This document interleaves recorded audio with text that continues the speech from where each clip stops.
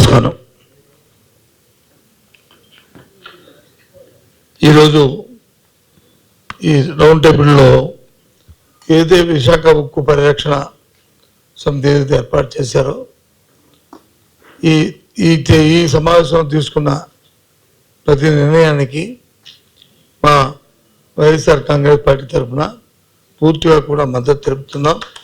తీసుకున్న నిర్ణయాలకి మేము కూడా మీతో పాటు ఉంటామని, మేము వెనుకుంటామని, కావాలమ్మంటే ముందుంటామని, మీరు ముందున్నా వెనుకున్నా మాకేం లేదు. ఒక అడుగు మెట్టి దిగైనా సరే విశాఖ ఉక్కును పరిరక్షించుకోవడమే మా ధ్యేయంగా ఈ సందర్భంగా మీకు మనం చేస్తున్నాం. ఎందుకంటే విశాఖ ఉక్కు అనేది ఒక ప్రాంతానికి, ఒక జిల్లాకు సంబంధించింది కాదు. దీనికి నాడు విశాఖ ఉక్కు ఆంధ్ర హక్కు. మన పెద్దలు ఎన్నో త్యాగాలతో ఈ కార్యక్రమాన్ని తీసుకొచ్చారు. ముఖ్యంగా విశాఖ ప్రాంతంలో ఉన్న, ఆ ప్రాంతాల్లో నివసిస్తున్న ఎవరైతే వ్యక్తులు ఉన్నామో ఒక ప్రత్యేకంగా ఒక బాధ్యతగా దీన్ని ఆలోచించి ముందుకు తీసుకెళ్ళడానికి ప్రయత్నం కూడా చేస్తున్న నేపథ్యం. అందులో అవకాశం ఉన్నప్పుడు, అవసరం ఉన్నప్పుడు మాలాంటి వ్యక్తులను కూడా అందులో పాల్గొనడం అనేది పలు సందర్భంలో జరిగిన సందర్భాలను కూడా గుర్తు చేస్తున్నాం. కానీ ఈ రోజున్న ఈ నేపథ్యంలో ఈ పరిస్థితుల్లో పెద్దలు చెప్పిన మరి విధంగా ఏదైతే విశాఖపట్నంలో ఉక్కు ఫ్యాక్టరీలో జరుగుతున్న పరిణామాలు ఒకసారి మనం బేరీజ్ వేసుకుంటే ఇది ఒక ప్రాంతానికి, ఒక జిల్లాకో, ఒక ఏరియాకో ఇది చేస్తే ఇది ఆగే సమస్య కాదు. ఎందుకంటే పైన బలమైన మరి ఒత్తిళ్లు ఉన్నాయి, బలమైన ఆలోచన విధానంతో వాళ్ళు ముందుకు వస్తున్నారు. వాళ్ళకి అది ఏమైపోయినా ఒక నిర్ణయం తీసుకోవాలని. సరే, రాజకీయాలకి అంత దూరంగా మనం పోయి ఎక్కువగా మాట్లాడే కంటే రాబోయే కర్తవ్యాన్ని మనం మాట్లాడుకునేది సమంజసం. ఆ రోజు కూడా మా పార్టీ అధికారం ఉన్నప్పుడు ఈ నిర్ణయం తీసుకున్నప్పుడు మేము ఆ రోజు దాన్ని అడ్డాం. ఆ రోజు దాని గురించి మాట్లాడకూడదని ఆ రోజు అందుకే మేమైతే అనుకుంటాం, అందుకే ఒక ఇంచు కూడా ముందుకు జరగకుండా ఆపగలిచాం అని అనుకుంటున్నాం. అది మీరు మరి మీకున్న పెద్దలు మీకున్న ఆలోచనతో ఏమైందో మీరు ఆలోచించుకోండి, మీకు తెలుసు. సాక్షాత్ ప్రధానమంత్రి విశాఖపట్నం వచ్చినప్పుడు కూడా వేదిక మీద మా నాయకుడు జగన్మోహన్ రెడ్డి గారు ఆయన ముందే చెప్పారు, ఇది మా తాలూకా సెంటిమెంట్తో కూడుకున్న విషయం అని చెప్పారు. సరే, గతం కథ. తాతల నాటి నిధులు తగ్గమంటే ఈరోజు అది కాదు. ఈరోజు ఏంటి తక్షణ కర్తవ్యం, ఈరోజు ఏంటి కార్యక్రమం, ఈరోజు ఏ విధంగా ఈ కార్యక్రమాన్ని మనం ఆపుకోవాలి. దానికి కానీ మా వరకు ఏ చెప్పినా అసెంబ్లీ పెద్ద నుంచి అవుతుంది. గత శాసనసభ సమావేశాల్లో కూడా ఈ డిస్కషన్ వచ్చినప్పుడు, ఈ చర్య వచ్చినప్పుడు మేము వచ్చి నిలబెట్టి అడిగాం. ఆ రోజు మరి ఎడ్యుకేషన్ మినిస్టర్ గారు కానీ, లేదా డిప్యూటీ సీఎం గారు కానీ లేచి లేదు దీన్ని జరగదు ఆపుతున్నామని చెప్పారా, పూర్తిగా చెప్పండి అన్నారు. అంటే సరే అని చెప్పి ఆ రోజు మేము కూర్చోవడం జరిగింది. అంటున్నారు కదా, ఎంతవరకు నిలబడతారో చూద్దామని. కానీ ఆ తర్వాత చూస్తే 32 డిపార్ట్మెంట్ని ప్రైవేటిజం చేయడం, అది అవుట్ సోర్సింగ్ ఇవ్వాలని టెండర్లు పెట్టడం. అయితే మీరు చేస్తున్న పోరాటం వల్ల, అందరూ చేస్తున్న ఒత్తిడి వల్ల దాన్ని తేదీలు పొడిగించుకుని వస్తున్నారు. అది తేదీలు పొడిగించడం కాదు, అది పూర్తిగా స్వాతంత్ర్యం రద్దవ్వాలి. ప్రైవేట్ సంస్థల నుంచి పబ్లిక్ ఎంటర్ప్రైజ్ సంస్థ ప్రైవేట్ వ్యక్తులతో ఈ సర్వీసెస్ ఉండడానికి వీళ్ళే. నాకు తెలిసిన ఒక విషయాన్ని మీకు చెప్తాను. నేను 2005లో ఇండస్ట్రీ మినిస్టర్గా ఉన్నప్పుడు విశాఖ ఉక్కుకి నీరు వస్తుంది, మన ఏడు కాలవానికి నీరు వస్తుంది. ఆ నీరు వస్తే దాన్ని మెయింటెనెన్స్, ఆ వాటర్ ఇచ్చేది ఎల్ఎన్టీ సంస్థ చేసేది. ఎల్ఎన్టీ చేసేది, ఎల్ఎన్టీ సంస్థకి అది అవుట్ సోర్సింగ్ ఇచ్చి దగ్గర సుమారు 150 కోట్ల రూపాయలని ప్రతి సంవత్సరం వాళ్ళు మెయింటెనెన్స్కి ఇచ్చి ఆ కార్యక్రమం చేశారు. 150 కోట్ల 100 కోట్ల డిస్కషన్ కాదు. ప్రైవేట్ సంస్థ వచ్చి ఉక్కు కర్మాగాన్ని నీరు ఇచ్చే పరిస్థితి ఉండకూడదు, అది ప్రభుత్వ సంస్థ చేయాలి అని చెప్పి అవాళ మరి రాజశేఖర రెడ్డి గారు ముఖ్యమంత్రి నేపథ్యంలో ఆయన ఒప్పించి ఆ కార్యక్రమాన్ని వాళ్ళు క్యాన్సిల్ చేసి ఇస్కో అని మన విశాఖపట్నం వాటర్ రిసోర్స్ అని ఒక సంస్థను ఏర్పాటు చేసి మున్సిపల్ కమిషనర్కి దాన్ని చైర్మన్ చేసి ఆ సంస్థ ఏర్పాటు చేసి చేయించాం. ఆ రోజు ఇస్కో ఎందుకంటే కారణం అది ప్రైవేట్ పబ్లిక్ ఎంటర్ప్రైన్యూర్లో మళ్ళీ ప్రైవేట్ వాళ్ళు మళ్ళీ ఇన్వాల్వ్ అయితే ముందు చిన్న చోటు ఇచ్చామంటే దాని నుంచి మొత్తం దాన్ని ఆపరించే పరిస్థితి వస్తుంది అంటే నేను ఇప్పుడున్నప్పుడు నాకున్న జ్ఞాపకాన్ని ఒకసారి గుర్తు చేసుకుంటాను. ఇంతకుముందు ఇప్పుడు నేను చెప్పలే కానీ ఇవాళ చెప్తున్నాను. అలాంటి కానీ ఇవాళ 32 డిపార్ట్మెంటే మరి దాన్ని అవుట్ సోర్సింగ్ ఇచ్చేస్తున్నాము. అక్కడున్న అధికారులని అక్కడున్న మరి కార్మికులు తొలగించేస్తున్నాము. వాళ్ళకి ఇచ్చి వాళ్ళ కాంట్రాక్ట్ కార్మికులు తెచ్చుకుంటారు బయట నుంచి అనడం అనేది అది సమంజసం కాదు. ఇప్పటికే మనకు తెలుసు మన రాష్ట్రంలో సరే ఏ ప్రభుత్వాలు ఉన్నాయో ఆ ప్రభుత్వాలు దాన్ని నడిపించాయి. అప్పుడు కాంగ్రెస్ ప్రభుత్వం ఉన్నా, అంతకుముందు చంద్రబాబు నాయుడు తెలుగుదేశం ప్రభుత్వం ఉన్నా, తర్వాత మేము వచ్చినా, తర్వాత ఇప్పుడున్న ప్రభుత్వం వచ్చినా మన డిస్కామ్లో ఏదైతే సబ్స్టేషన్ ఉన్నాయో సబ్స్టేషన్స్ అవుట్ సోర్సింగ్ ఇచ్చి వాళ్ళకి చేసి దాన్ని చేయడంతోనే కాంట్రాక్ట్ లెవెల్ కూడా అక్కడ కార్మికులు ఎవరు కూడా పర్మనెంట్ కార్మికులు లేరు. ఇంతకుముందు డిస్కామ్లో ఎవరు పనిచేస్తే వాడు పర్మనెంట్ అయ్యి లైన్ మ్యాన్ అయ్యి తర్వాత వచ్చి ఇంకా క్వాలిఫికేషన్ ఉంటే అది చేసేవారు. ఇప్పుడు ఆ పరిస్థితులు లేవు. అంటే ప్రభుత్వ విధానాల్లో మార్పులు వస్తున్నప్పుడు విధానాలకు తగ్గట్టు ఎక్కడెక్కడ మనం దాన్ని అడ్డుకట్టు లేకపోతే అది అయితే నేను మిమ్మల్ని పొగుడుతున్నాను కాదు, కానీ ఇలాంటి వాటికి ఫస్ట్ నుంచి కూడా నేను ఒక రాజకీయాల్లోకి వచ్చిన దగ్గర పుట్టిన నుంచి వ్యవస్థ పుట్టిన నుంచి చూస్తున్నాను. దానికి వామపక్షాలు ముందు ఉంటాయి. కార్మిక పక్షాన పోరాటం, కార్మిక పక్షాన చేయడం, దాన్ని చేయకూడదు, దీనివల్ల వచ్చే నష్టాన్ని కష్టాన్ని చెప్పేది వామపక్షాలు. దాన్ని నేను పూర్తిగా నమ్ముతున్నాను. ఏదో ఇప్పుడు మీతో ఎదిగి పంచుకున్నాను కాదు, ఫస్ట్ నుంచి కూడా దాంట్లో ఏదో ఉద్యమం చేస్తే ఆ ఉద్యమానికి అందులో కొంతనే ఏమో నిజాయితీ ఉంటుంది, కొంత ఉంటుంది.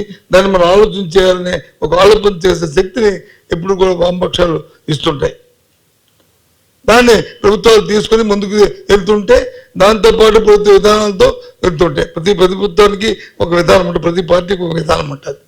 ఆ విధానం తర్వాత అయితే దురదృష్టం చంద్రబాబు నాయుడు విధానం ప్రతిదీ ప్రైవేటిజం చేయడం అనేది ఆయన విధానం.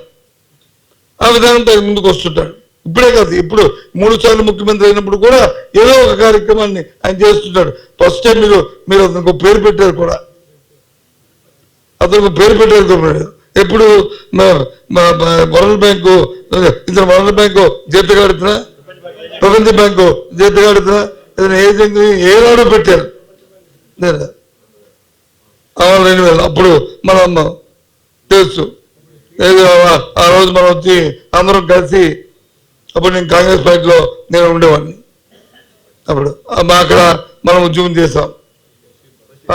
బషీర్బాగ్లో విద్యుత్ ఉద్యమం చేసాం. నేపథ్యం ప్రపంచ బ్యాంక్ నుంచి వరల్డ్ బ్యాంక్ నుంచి అప్పులు తీసుకొచ్చి రాష్ట్రాన్ని ఏదో ఉద్ధరిస్తామని చెప్పి ప్రతిదీ కూడా ప్రైవేటిజమనే అనే వ్యవహారం తీసుకొచ్చి నేపథ్యం చేసిన సందర్భాన్ని ఒకసారి గుర్తు చేస్తున్నాను. సరే, వాటన్నిటికీ వెళ్ళక్కదే ఏదో రాజకీయాల్లో వచ్చి ఎవరనుకుంటుంటే మీరెందుకు చేయలేదని ఆ రోజు మాట్లాడుకుంది. అందరికీ అందరూ భాగస్వామ్యం, మనం అందరూ భాగస్వామ్యం. ఎవరి విధానం ఉంటుంది రాజకీయాల్లో ఉంటుంది. ఇదిగో ఇందాక డిస్కషన్ వచ్చింది, ఇందాక పార్లమెంట్లో చేయాలని చెప్పాను. పార్లమెంట్లో పెట్టమని కాంగ్రెస్ పార్టీ రాహుల్ గాంధీ తీర్మానం పెట్టమని ఇక్కడ విశాఖకు ప్రయోజనం చేయలేదు అని తీర్మానం పెట్టమని అందరూ సపోర్ట్ చేస్తాం. లేదు మా పార్టీ పరిస్థితి అందరూ సపోర్ట్ చేయమండి, మాకు అభ్యంతరం లేదు. నేను చెప్తాను ఈ విషయాన్ని మా నాయకుడికి. మనం పార్లమెంట్లో మనం తీర్మానం పెడదాం, ఆ తీర్మానాన్ని అందరినీ అడుగుతాం. ఎస్ అడుగుదాం, సాధ్యమైన 100%. అసలు డిబేట్లో ఫస్ట్ సాధ్యమైన అవగాహన డిస్కషన్ పాయింట్లు వస్తాయి కదా. అందులో privatism, college privatism, steel plant, అలాగే యూరియా, ఈ సమస్యలు అవే డిబేట్లోకి ఫస్ట్ దాని మీద రావాలి, దాని మీద తీర్మానం చేయాలని ఫస్ట్ డిమాండ్. ఫస్ట్ బీఎస్సీ మీటింగ్లోనే వస్తుంది. అది రావడానికనే ఈరోజు ఇక్కడికి వచ్చి మీతో మీ దగ్గర సలహాలు సంప్రదింపులు ఈ డిస్కషన్ పాయింట్ని ఒకసారి రిజిస్టర్ చేసుకొని రేపు 18 జనాలని ఆలోచనతో ఇక్కడికి వచ్చాం. నేను మా నాయకులతో కూడా నేను మాట్లాడుకుని వచ్చాను. ఆయన కూడా వెళ్ళి మాట్లాడి ఏదైనా ఏ విధంగా మనం ఆలోచించామని చెప్పి నాకు కూడా ఆయన సలహా ఇచ్చారు, సూచన చేశారు. ఆ కార్యక్రమంలో వచ్చాం. ఎవరి మీద మనం రాయిస్తామనే ఆలోచన మాకు లేదు. మేము ఒక నిర్దిష్టమైన ఈ రాష్ట్రంలో ఒక ప్రధాన ప్రతిపక్ష పార్టీగా, ముఖ్యంగా వ్యక్తిగతంగా నేను విశాఖపట్నం ఆ ఉత్తరాంధ్ర ప్రాంతానికి, ఆ కోస్తా ఏదో ప్రాంతానికి చెందిన వ్యక్తిగా శాసనమండలిలో అదే పార్టీ అన్నాం కదా, పార్టీ అమ్మాయి చర్చిస్తుంది. ప్రధాన ప్రతిపక్షంగా మా బాధ్యతగా మేము చేస్తాం. ఇప్పటికే మేము ప్రకటించాం మా వరకు అయితే. నేను ఇప్పుడు ఈ దీంట్లో ఆకపేరలో చూశాను, లాస్ట్ పేరాలు ఏమని ఇచ్చాపురం నుంచి హిందూపూర్ వరకు తిరగాలని. ఇది నాకైతే ఆల్రెడీ స్టేట్మెంట్ కూడా ఇచ్చేద్దాము, చూశారు. నేనైతే ఇచ్చాపురంలో స్టార్ట్ చేసి యూపీ కోస్తా ప్రాంతం వరకు ప్రతి కాన్ఫరెన్స్లో మీటింగ్ పెడదామని, దీని మీద పబ్లిక్ మీటింగ్ పెడదామని, అందరిని వచ్చిన వాళ్ళందరూ కలుపుకొని వెళ్దామని, లేదా ఎవరైనా పెడితే దానికి ఎటెండ్ అవుదామని. ఎటెండ్ అయ్యి ప్రజల్లో ముందు చైతన్యం తీసుకురావాలి. ప్రజలకు వాస్తవాల విషయాలని మనం చెప్పాలి. తెలియదు కదా, ఇప్పటికీ తెలుసు అందరికీ. అయినప్పటికీ కూడా దీన్ని ఒక ప్రజా ఉద్యమంగా తీసుకెళ్తేనే ఇది ఆగే పరిస్థితి. దాన్ని ముట్టుకుంటే భయపడేట్లు ఏ రాజకీయ పార్టీలు ఉండాలి. ఏ రాజకీయ పార్టీ ఎవరో ఒక ప్రాపం కోసమో, ఎవరో ఒక తాలూకా ఆలోచన కోసమో, వాళ్ళ తాలూకా స్వభావం కోసమో అనేది ఉండడానికి వీలు లేదు. ఆ రకంగా ఉండాలంటే ప్రజలందరిలోనూ, రాష్ట్రంలో 5 కోట్ల మందిలోనూ ఇది మంది అనే భ్రమ అనే ఆలోచన తీసుకురావాలి. ఆలోచన ఉంది ఇప్పటికే, లేకపోలేదు. కానీ ఎంత ఆలోచన ఉన్నప్పుడు కూడా మనం ఎందుకు ఈరోజు మీటింగ్ పెట్టుకున్నాం, అందరికీ ఉన్నప్పుడు కూడా ఒక దగ్గర కూర్చుంటే దానికి ఒక శానిటీ వస్తుంది. సో అందుకు ఈ కార్యక్రమం. కాబట్టి అందుకు మా తరఫున పూర్తిగా కూడా ఇస్తాం. ఏ పార్టీ విధానం ఆడిది ఒకరు విమర్శించుకోవడం కాదు, కానీ మాట్లాడినప్పుడు ఏ పార్టీ విధానం మా పార్టీ ఉంటుంది. ఎవరి ఆలోచనలు ఉంటాయి, వాళ్ళు ముందుకు వెళ్తాం. ఏదైనా సరే ఆబ్జెక్టివ్ ఏదైతే ఉందో, ఏదైతే విధానం ఏదైతే దానికి ఆ స్పీడ్కి దెబ్బ లేకుండా ఆ కార్యక్రమాలు చేయాలి. కానీ వ్యక్తిగత ఎజెండా ఉండడానికి వీల్లేదు. వ్యక్తిగతంగా ఇంకో పార్టీ మీద, ఇంకో వ్యక్తుల మీద బరువు జరుగుదామంటే అది ఉద్యమానికి దెబ్బ వస్తుంది. దానికి నేను తయారుగా లేను. దానికి మేము ముందుండడానికి మెప్పుకోం.